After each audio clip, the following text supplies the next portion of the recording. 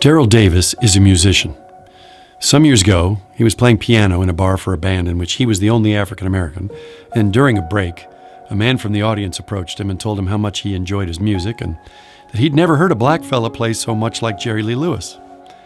And they struck up a conversation about the origin of that music and Fats Waller and Little Richard. And the next thing you know, they're sitting together in a booth having a drink and talking music. And it turns out, the fella says, this bar here, this is a Klan bar, as in Ku Klux Klan. And he tells Daryl, so yeah, you're a bit of a novelty.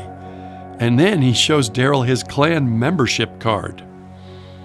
Now, it would have been reasonable for Daryl to leave, but instead he asked this fella about why he joined the Klan and what's it like and what he actually believes.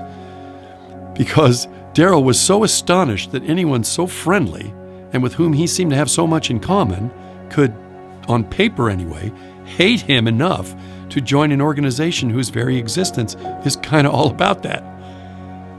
Well, the two of them wound up becoming friends, and Daryl wound up meeting a lot of Klan folks. And over time, Daryl earned some fame for getting literally hundreds of people to quit the Ku Klux Klan, one at a time.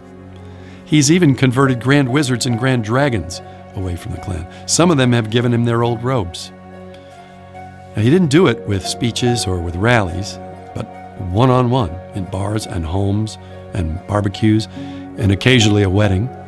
And I highly recommend the documentary on Daryl called Accidental Courtesy, which is a display of someone with such peculiar belief in the goodness of people that he moves them to rediscover what was always hiding somewhere in their heart. Now, technically, it is not a superhero movie, but I kind of think Daryl Davis is the real Captain America.